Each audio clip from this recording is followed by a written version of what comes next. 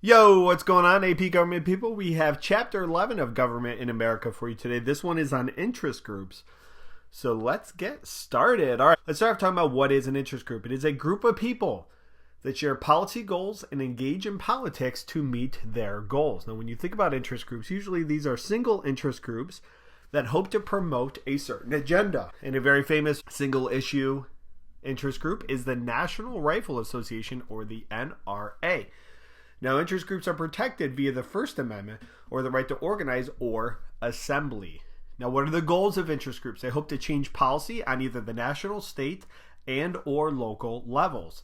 And how are they different than political parties? This is important to know because they're not the same. Interest groups do not run their own candidates, and they are specialized in one or a few policies, whereas political parties run their own candidates and they're expected to be experts on virtually any political topic. All right, so let's get into the three different theories of government and how they view interest groups. Let's talk about pluralism. This is the belief that interest groups help bring inspiration to everybody.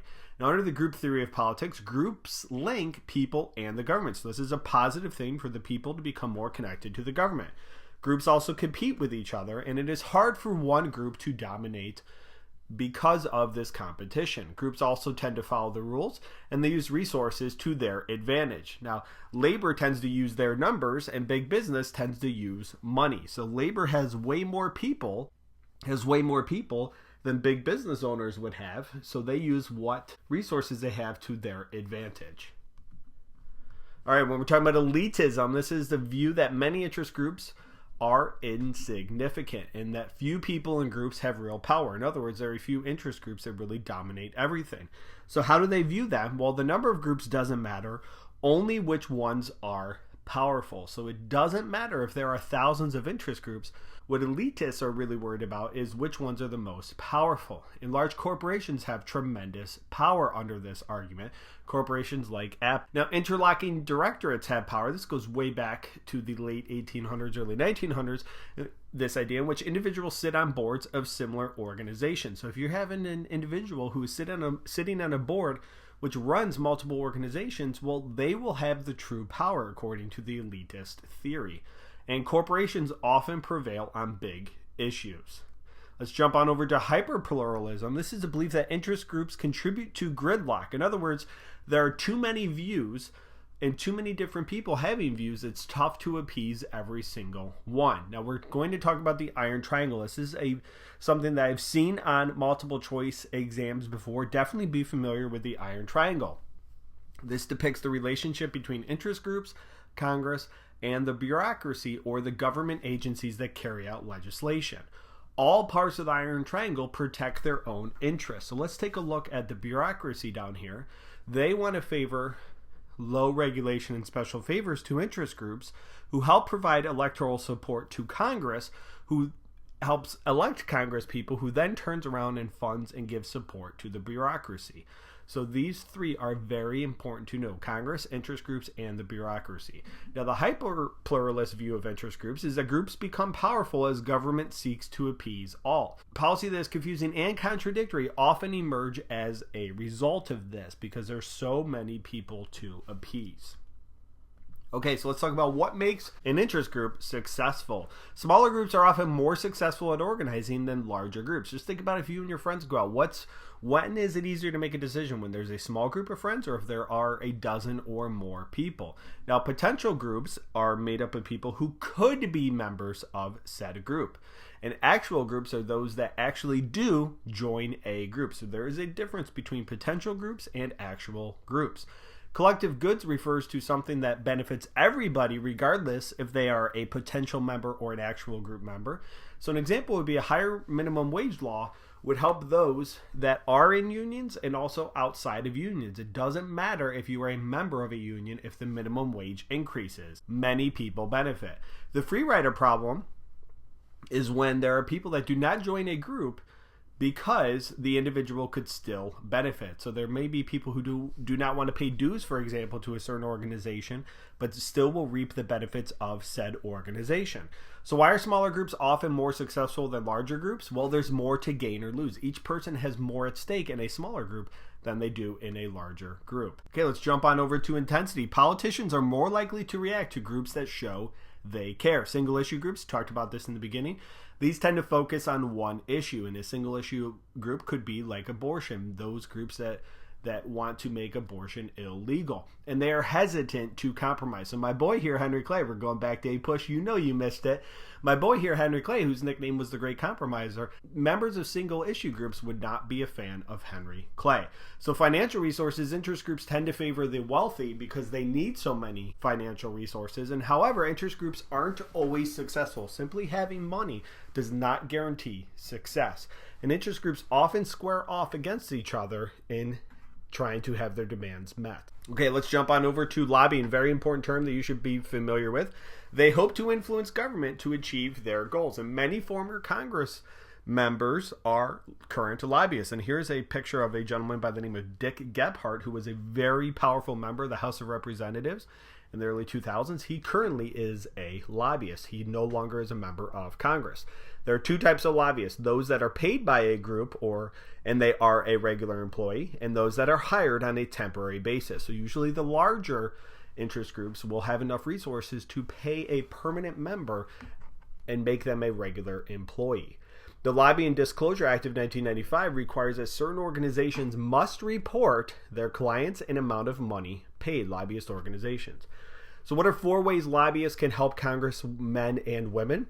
They can provide valuable information. Again, think about these interest groups. They are experts on certain policies. They don't need to be experts on every single issue. They help provide strategies to pass legislation, again, because many of them were former congressmen and women. And they can provide campaign strategy as well. And additionally, they can provide ideas and innovations for the congressmen and women. Electioneering is providing financial assistance to candidates, and we talked about this in previous chapters with political action committees, or PACs, and almost half of House members get most of their campaign money from political action committees. So that's quite a large number of the members of the House. In the 2008 elections, $305 million for those elections came from political action committees. PACs overwhelmingly support incumbents, and here is my local representative, Brian Higgins, and he just recently was the incumbent, meaning that he was the one who currently held the seat that he was running for. And PACs tend to support people who are already in those seats. So why do PACs choose certain candidates? Well, they share similar interests, they support issues that the PACs support, and they also have a geographic connection. So in other words, they're from a district where a PAC does business. And they are involved in agencies that also affect the PAC. And the candidates also many times have influential leadership positions. Interest groups are also involved with elections through recruiting candidates for office, endorsing individuals, helping volunteer, different ways, not necessarily just donating money. Let's go over to litigation. When interest groups fail, courts are often an avenue for change. And we've seen this before in U.S. history, and especially more recently in the civil rights movement of the 1950s and the 1960s. Now, one way to promote this is by the amicus curiae briefs. Definitely, absolutely, positively, no ifs, ands, or buts about it, know this bad boy. And this stands for friend of the court. And what this means is sometimes groups will file briefs to the Supreme Court to give their opinion on a certain case. And this allows outsiders to kind of give their opinion on what an issue is. Now, class action lawsuits are pretty popular, and these combine people in similar situations into one large case. Now, more recently, you had many former NFL players that were suffering from effects of concussions, and they combined together and formed a class action lawsuit against the NFL. So it is when many people who are suing over one thing are combined into a similar lawsuit. Now, interest groups often use their image to help sway public opinion as well, whether it is through TV, radio, advertisements, whatever they can to get the word out about their issue. So the government provides subsidies to many different groups. We also have labor interest groups in which unions can seek better working conditions, higher wages, and fewer hours. A union shop requires workers to join a union. And in response to this, many states pass right-to-work laws, which does not require workers to join unions. And this really goes back to the Taft-Hartley Act of 1947. I do have a video on that. Check it out in the description below. And here is Mr. Taft, the son of William Howard Taft, the President of the United States, and Supreme Court Chief Justice. This act in 1947 allowed states to pass right-to-work laws, and this really helped hurt the union movement in the 20th century. This led to a decline of union membership, and also what contributed to that was lower wages in other countries would affect employment in the United States. And we really see this from the 1970s forward, that many businesses are outsourcing or shipping jobs to different countries. And many workers don't believe they will benefit from unions today. So many choose not to join unions. All right, business interest groups. Many corporations have offices in Washington, D.C. And if you go to Washington, D.C., there is a famous street, K Street, in which many of these lobbyist organizations have offices. And businesses often have differing goals. For example, railroads don't want more highways, but trucking companies do. So trucking companies and railroads will often compete to have their voices heard with different politicians.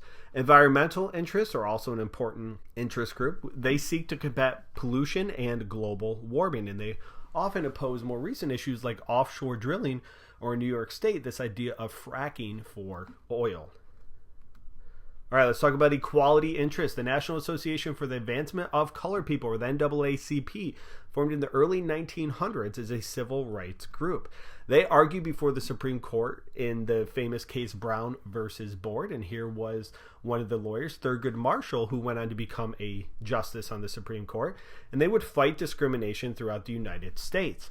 The National Organization for Women, or NOW, which was formed in part by this woman, Betty Friedan, advocated the passage of the Equal Rights Amendment, which ultimately failed in the 1970s and 1980s, which ultimately did not receive ratification. There are also consumer and other public interest lobbies. Public interest lobbies are organizations that seek to a collective good in which members of the organization do not directly benefit. So what does that mean? So an example of this would be Ralph Nader's book, Unsafe at Any Speed. He published this book about the dangers of an automobile in the 1960s, and that helped lead to increased requirements for automobiles to make them safer.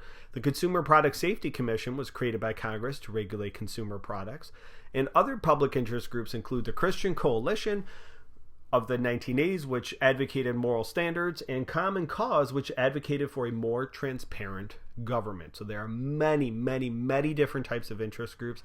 I would be familiar with several of them as a writing option on your AP exam. So interest groups in democracy, well, Madison argued in Federalist Number 10, I do have a video on that as well if you want a quick refresher, that opposing interest groups would counterbalance each other. So he thought they would be a good thing.